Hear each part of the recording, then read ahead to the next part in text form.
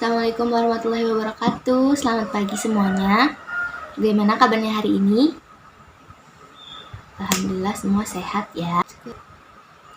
Sudah siap untuk belajar ya? Kalau sudah siap, buku dan alat tulisnya dipersiapkan di mejanya masing-masing, dan benda-benda yang tidak dipergunakan dalam pembelajaran harap dimasukkan ke tasnya kembali. Baik, sebelum memulai pembelajaran, alangkah baiknya kita berdoa terlebih dahulu. Pada ketua kelas, silakan untuk memimpin doa. Baik, apakah hari ini semuanya hadir? Oke, Ibu akan periksa daftar hadir terlebih dahulu ya.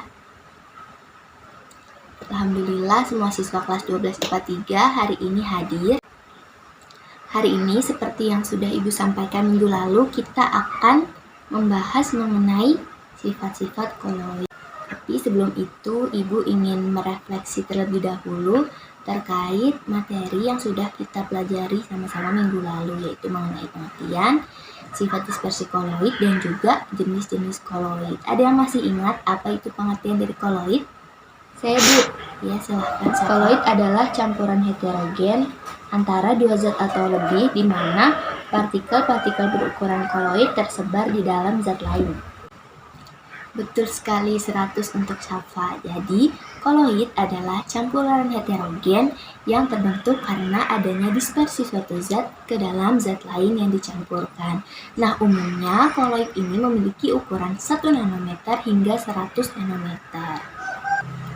Meskipun koloid ini termasuk jenis campuran, namun koloid berbeda dengan larutan ataupun suspensi ya, sehingga koloid ini memiliki sifat-sifat yang khas yang berbeda dengan sifat-sifat dari sistem dispersi lainnya.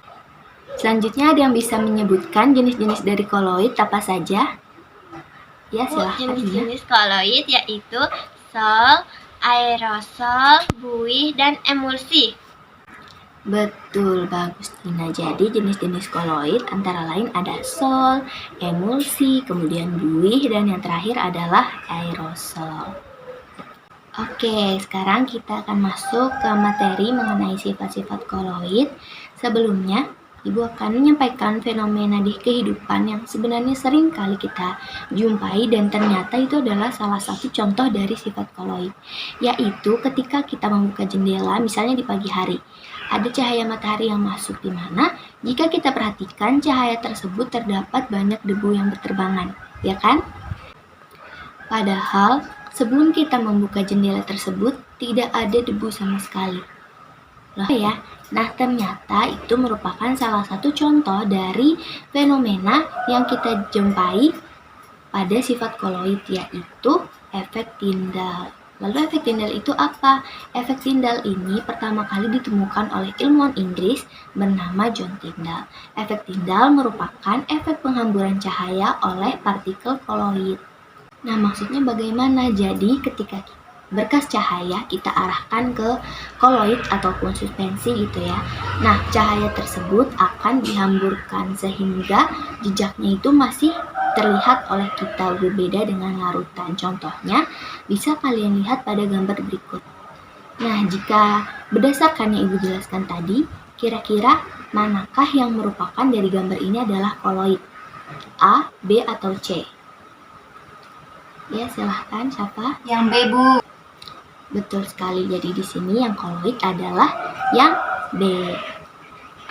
Lalu bagaimana penjelasannya mengenai debu yang terlihat pada cahaya tadi? Jadi ketika cahaya matahari masuk dan terlihat banyak debu yang berterbangan, itu karena ukuran partikel dari debu ini lebih besar daripada panjang gelombang dari cahaya matahari. Lalu sifat koloid yang kedua adalah gerak Brown, di mana diamati oleh Robert Brown pada tahun 1827. Ia mengamati bahwa secara mikroskopis partikel-partikel koloid akan bergerak secara acak dengan jalur patah-patah atau zigzag dalam medium pendispersinya. Nah, gerakan brown ini disebabkan karena adanya tumbukan antara partikel koloid dengan medium pendispersinya. Nah, supaya lebih jelas dan kalian mendapatkan gambarannya, kalian bisa perhatikan animasi bergerak berikut ya, di mana bentuk bulat di sini diibaratkan sebagai partikel koloid. Nah, kemudian jika kalian perhatikan, pada saat tertentu mereka akan saling bertemu atau bertumbukan sehingga mengakibatkan bergerak secara zigzag tadi. Lalu selanjutnya, sifat koloid yang ketiga adalah adsorpsi, di mana adsorpsi ini merupakan peristiwa menempelnya partikel bermuatan pada permukaan koloid. Adsorpsi ini terjadi karena adanya kemampuan partikel koloid untuk menarik ataupun ditempeli oleh partikel-partikel kecil.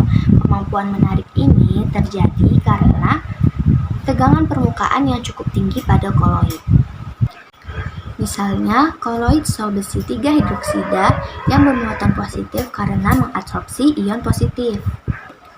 Nah, ketika sol FeOH3 terbentuk, ternyata dalam larutan masih terdapat banyak ion-ion Fe3+, sehingga sol FeOH3 ini akhirnya menyerap ion-ion positif tersebut sehingga menjadi kelebihan muatan positif. Jadi, sol FeOH3 ini dikenal sebagai koloid bermuatan positif. Ya, tadi Ibu menyebutkan ya jenis koloid sol. Ada yang masih ingat fase terdispersi dan medium pendispersi dari sol itu apa?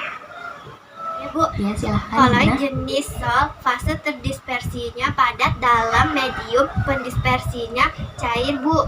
Ya, betul, 100 untuk Dina. Jadi sol ini fase terdispersinya padat dan medium pendispersinya adalah cair. Nah, selanjutnya sifat koloid yang keempat adalah koagulasi. Nah, koagulasi ini adalah proses rusaknya sistem koloid yang ditandai dengan proses penggumpalan akibat terbentuknya partikel-partikel yang lebih besar ukurannya dari partikel koloid. Nah, koagulasi ini dapat dipengaruhi oleh pemanasan, pendinginan, kemudian juga penambahan elektrolit, pembusukan, ataupun pencampuran koloid yang berbeda muatan. Nah, contoh proses koagulasi dalam kehidupan sehari-hari yaitu misalnya pada susu basi yang mengalami penggumpalan, atau juga pada telur yang kita rebus dan nantinya bentuknya akan menjadi padat baik putih maupun kuningnya. Baik, karena waktu sudah menunjukkan waktu istirahat, silahkan kalian rapikan bukunya, kemudian bersiap-siap untuk istirahat. Sekian dari Ibu tutup terlebih dahulu ya. Wassalamualaikum warahmatullahi wabarakatuh. Terima kasih semuanya.